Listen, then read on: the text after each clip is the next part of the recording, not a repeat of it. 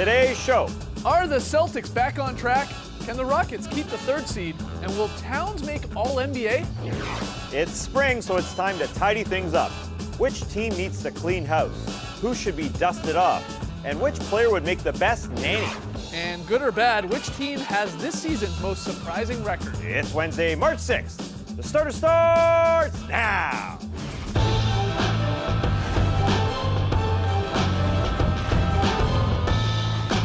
Good evening, Sweet World, and welcome to The Starters, presented by Jack Daniel's Old No. 7 and Tennessee Honey. I'm J.E. Skeets, alongside me, as always, Tass Mellis. And over there, well, he's paying off a February pick'em loss. It's the Aussie, I mean nanny, Mrs. Doubtfire. Hello! Yep. Lee Ellis paying off February's pick'em loss by going full Doubtfire. You got to be cleaning the entire show, dusting, sweeping. It's a mess in here. Don't knock over anything. You're making it messier. All right. Over yonder, it's the bearded one, Trey Kirby. Hey-o. Hey, Yo. you dropped something. Get out of here. I'm here at the internet looking for your best tweets at hashtag the starters. Lee is in full Doubtfire. If you ever seen the movie, you know the most iconic scene is Mrs. Doubtfire working around the house, dancing to Aerosmith's Dude Looks Like a Lady, which we cannot legally play because it rocks too hard. But since we've got her here, let's see some of those famous dance moves. You, Virginia, take it away.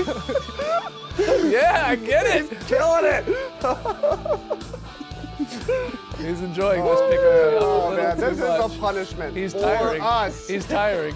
He's tiring. But since we're talking about Aerosmith, that gives us a chance to fire the pun gun. I want you to hop on Twitter and hit us with your best hashtag NBA Aerosmith puns, like, for instance, their lead singer, Brad Stevens Tyler, or maybe you go songs with it, Walk This Wayman Tisdale, R.I.P., or maybe you go starters with it, Tassie's got a pun, whatever it is. Nice. We want to hear from you, so hit us up on Twitter with your best hashtag NBA Aerosmith puns. Send an NBA Aerosmith or hashtag the starters. We'll see the best ones a little bit later. All right, get your tweets in. Fire that pun gun. On tonight's show, Mrs. Doubtfire and Tass are going to go head-to-head in crossfire.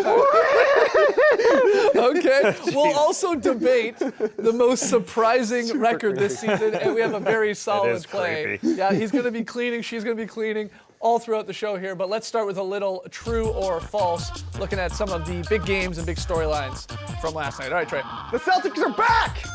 At least for a night, as they flew out to Golden State and beat up on the Warriors last night, winning by 33 in a game in which they never trailed. According to Kyrie Irving, that long plane ride helped the Celtics out because they really needed it.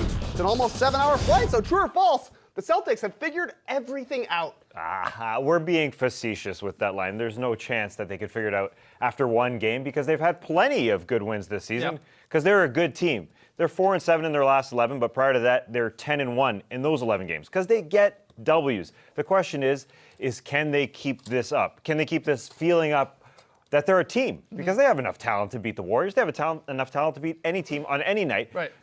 But when you share the ball like that, and what it really comes down to is when you believe in each other and you believe Kyrie's your number one guy. Because it's not going to be this every single night where you have 38 assists and Kyrie isn't your leading shot taker. Yeah. That's just not going to happen. So when Kyrie starts taking shots, are you still going to fight? Are you still going to play D? Are you still going to pass that ball around? Yeah. That's the question. Yeah, I said on Monday night, I thought this 4-game road trip out west would sort of make or break them.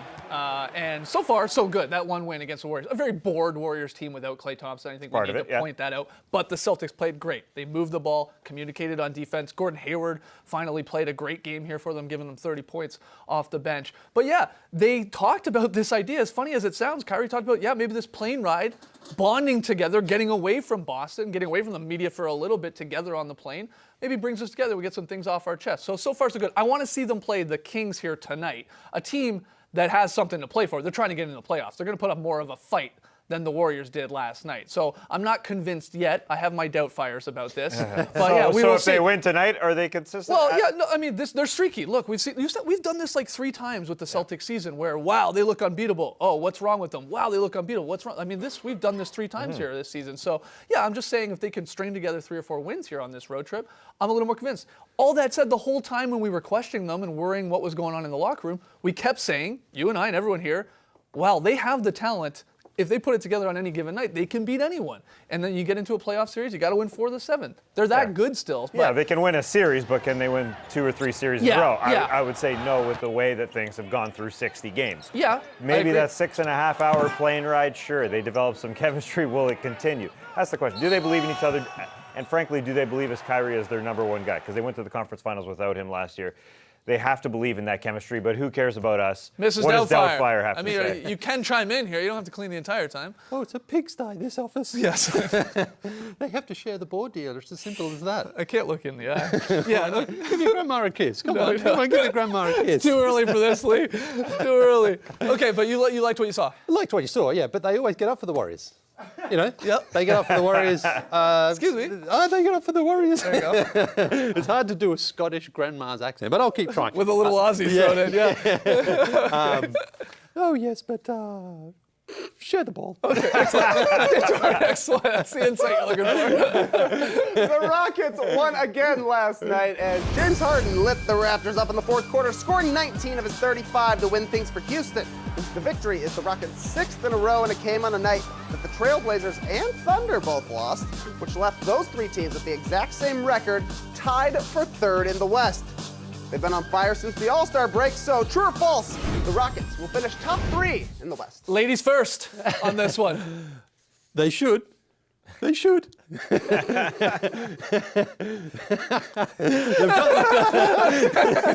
too tough for them. They've got themselves into a great position, considering where their season started, and now it's up to them to cement this and finish it. It is so important they don't finish 4th, because then they do get a chance to face the Warriors in the conference finals if things go to plan. So they have to finish 3rd, no worse than that, because they can take the Nuggets. You think they can take anyone else in the West except the Warriors? And even, as we saw a couple of Saturday nights ago, they can actually push the Warriors. Yeah. Everyone has to be healthy, though. So good on them for where they are now, for considering where they were.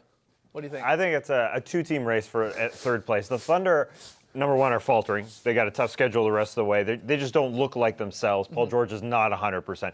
It's between them, the Rockets, and the Blazers, I think, for that 3rd spot. And the Rockets probably have the 2nd spot in sight. It is incredible how they've turned this thing around. And I think that they are the only team that can really challenge the Warriors in the Western Conference because they play such a different style. It messes the Warriors up to some degree. No one's, in theory, going to beat the Warriors. They are definitely the favorite at this point. But I'm concerned for those Thunder.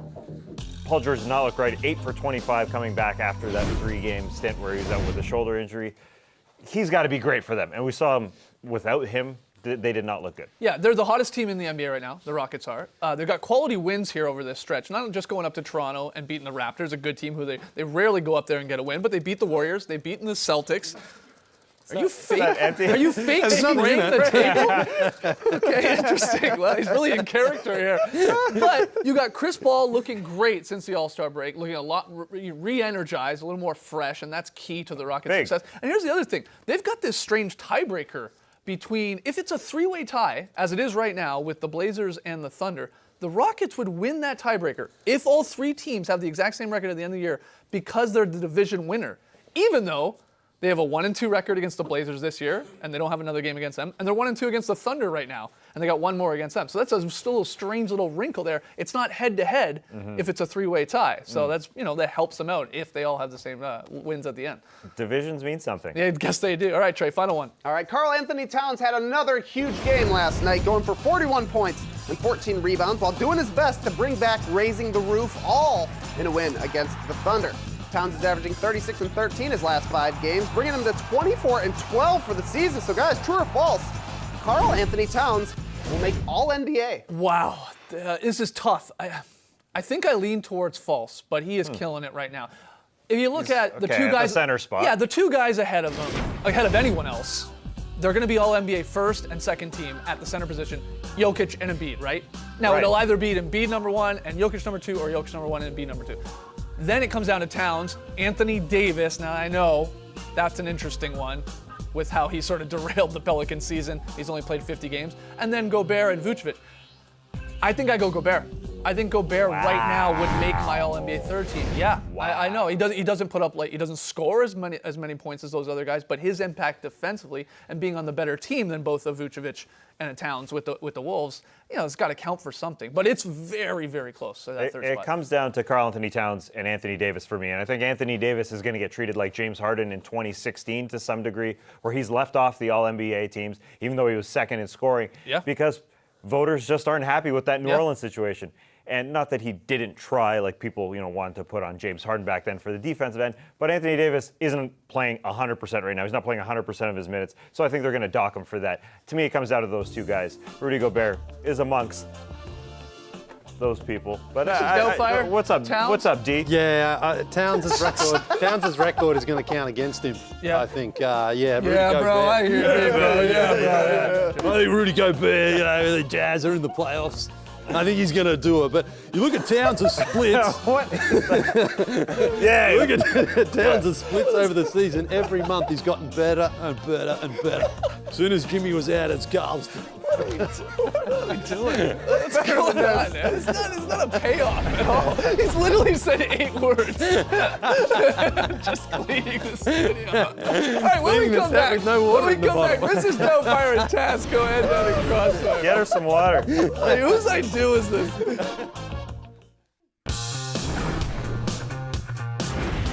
The Starters is presented by Jack Daniel's Old No. 7 and Tennessee Honey.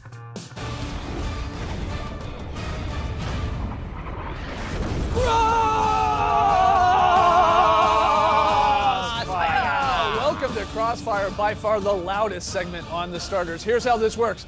The champion, Mrs. Doubtfire, is going to take on the challenger, Tass Mellis, in 3 rounds of questions head-to-head. At the end of it all, I'll declare a winner. As always, the championship belt is on the line. And today, and only today, the winner also gets custody of these 3 beautiful children. The stakes are high. Oh, yes. Okay, guys, first one. Round 1. As we've already seen, Mrs. Doubtfire here likes to keep things tidy, sweeping and vacuuming and so on. It's greatly appreciated. Got to get the spring cleaning going here, guys. But let's turn that little dust feather thing over to the NBA.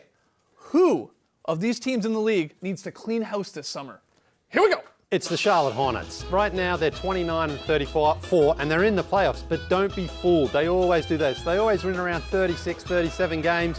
If they're in the Western Conference, they would be below the Pelicans right now. The Hornets have tried to stay loyal to their guys they drafted, giving them big contracts, but it hasn't worked. They need to hit the reset button and get some better talent in there. It's the Charlotte Hornets who need to clean up.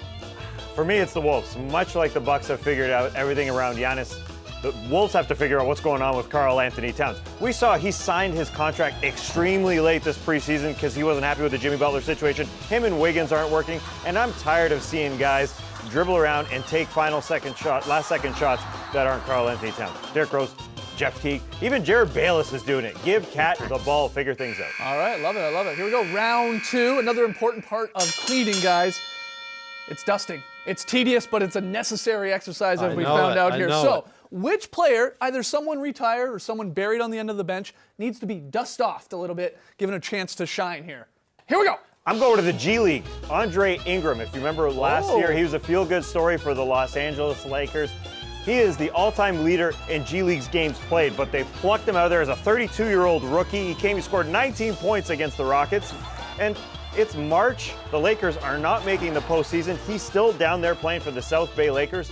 Bring him back up. It's a feel-good story. Make everybody smile for a game or two. A guy who makes everyone smile is Nick Swaggy P. Young. He's actually a champion of the NBA, and he's out there. He's available. A lot of teams always need like a 3-point shooter, someone on the wing. We know Swaggy provides entertainment and fun for the fans as well. Go get him. He went for the Denver Nuggets earlier this season. He was fine. Swaggy's a great teammate to have on the plane. You want to go get yourself some swag. All right, Nick Young and Andre Ingram. Doubtfire, no swag. All right, final one, guys. Round 3 here. It's a very simple question. Which NBA player would make the best nanny? Here we go. What, not including myself? It's Steven Adams from the Oklahoma City Thunder, because anytime there's an incident on the floor, Steven Adams is the first one there taking care of the player, whether it's his teammate or opponent. He's always ready to go and help them out. And that's what you need to be with a nanny. You need to be first aid trained. I think Steven Adams is. So if there's any problems, he's always ready, and he's always, he knows what to do. Okay. Give me Dwight Howard. Dwight's passion on the court may be questioned, but his passion for goofiness, unquestioned. He can make kids laugh. Look at him. Yeah, he's always being a goofy goof. nanny, though. You want someone responsible. Dwight's not responsible. Okay, fine. You win. He's been called immature more than focused. I think he's got a little maturity in there. A little. He can nanny it up. All right. Good battle here in Crossfire. But the winner of this belt and shared custody, I should have said, of 3 beautiful children, it's gotta go to Mrs. Doubtfire. Yeah. I really mopped up this time, didn't I? It was never a Doubtfire. When we come back, more of Mrs. Doubtfire. Oh, yeah, man. Tough payoff,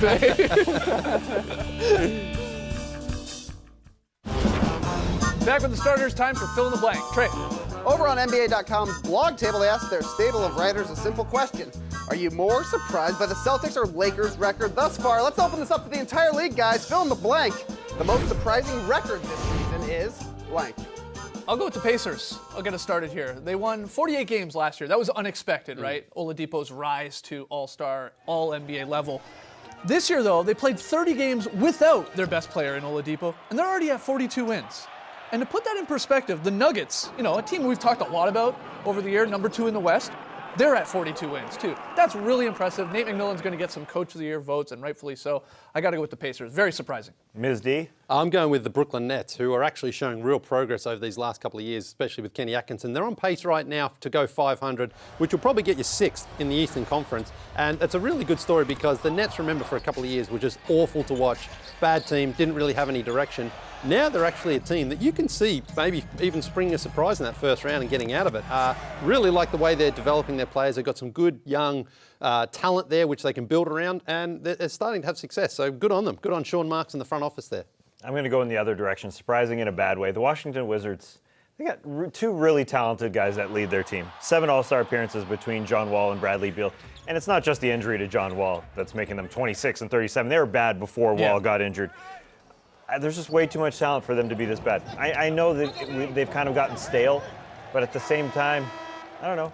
A 26-year-old movie is still good. The Washington Wizards should still be good. All right, Trey, our next one. If you haven't seen Mrs. Doubtfire, don't feel bad. Like Tess said, it's 26 years old. Came out in 1993 before literally hundreds of current players were born. But with the 90s on our minds, fill in the blank. The thing you miss most from the 90s NBA is blank. Yeah, I think the easy answer would be to say Jordan or the Bulls or even Inside Stuff. Shout out to Willow Bay. But I'm going with dominant big men. Yeah, they had the best. We had the best big men in the 90s, truthfully. One of my favorite players of all time, Hakeem Olajuwon. He was amazing. Shaquille O'Neal, a young Shaq, especially on the Magic, ripping down backboards. David Robinson, an MVP. Of course, Patrick Ewing, Alonzo Mourning, Dikembe Mutombo. You can even throw Rick Smits, Bill Laimbeer, and Sabonis in there. Big men. That's what I remember most or look back on the 90s. Men being dudes. Yeah, what's better than this? Big men being dudes. I got to piggyback on that. I miss the slow play. Sometimes, really? Sometimes basketball just moves too quickly. It's kind of like a wedgie. It stops playing. You can really appreciate what's going on. Sometimes I just want a Mark Jackson backing you down for 10 seconds and everybody just watching. Some bad twos. Throw up a bad two. Somebody should have bad two already. Brad Doherty's in the Oh, post. there's another dominant big man. Yeah. What do you got, Mrs. D? The one thing that everyone remembers about the 90s is the intro music for NBA on NBC. Bada bada bada bada bada bada ba ba ba bada bada bada. That's good. Wouldn't it be great to bring it back? They brought it back for college basketball recently. Wouldn't it be great if we had the rights and we could have played it there? Yeah. Doesn't matter. I got close enough. Trey, final one. Believe it or not, Mrs. Doubtfire has a 71 on Rotten Tomatoes. Wow. Better than Robots, but worse than Happy Feet. Not too bad, but not in the upper echelon of movies starring the late Robin Williams. Guys, fill in the blank. The best Robin Williams movie is Toys. It's Toys. It's toys? No, it's Good Morning Vietnam! I love this movie. I think it's because my dad was a big MASH fan. And then this movie came out, which was like a comedy war drama and like very sort of similar in ways. But it's a very, very funny movie, and he was amazing. He improvised like half his lines in that thing too, so I'm going with that one. We know Good Will Hunting is his best No, it's movie. fine, it's great. I relate to Jumanji. It had an effect. It had an effect on me. Yeah, as an immature 14-year-old, this came out. It spooked the heck out of me. It had the crocodile scene. Yeah, Peter turning into a monkey. Yeah, that's scary. And then it was so good, they made a Jumanji 2 out of it. Was he in that one? No. Definitely not. No. What do you got? Me, this one, Mrs. Doubtfire. I mean, this is the best movie. Funny thing is, I wasn't even a big Robin Williams fan until I went and saw this in the cinema. It was so good. It turned me. Yeah. It was great. Cinema. An old lady, only an old lady would use the word cinema. I went to see that film. We saw it in black and white. All right, when we come back, very solid play.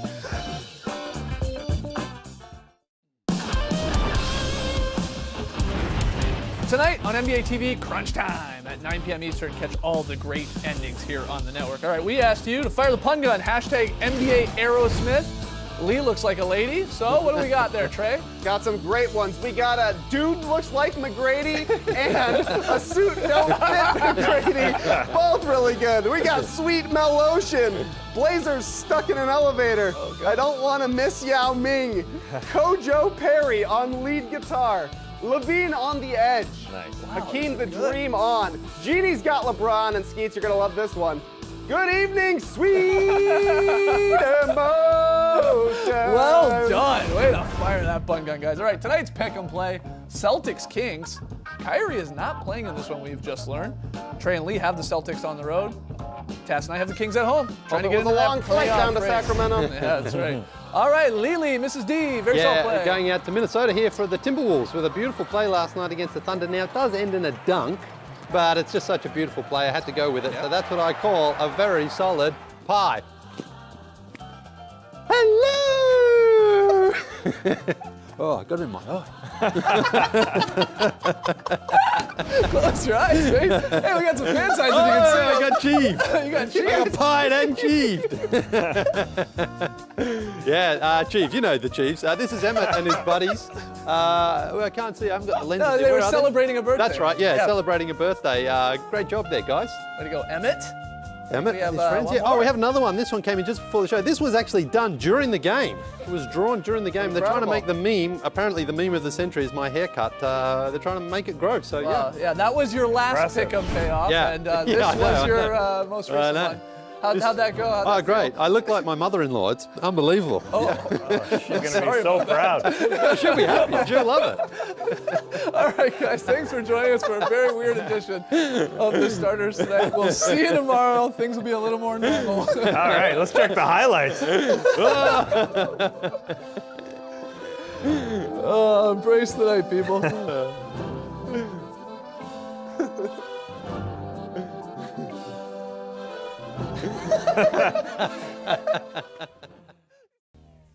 Yeah, yeah. Freaking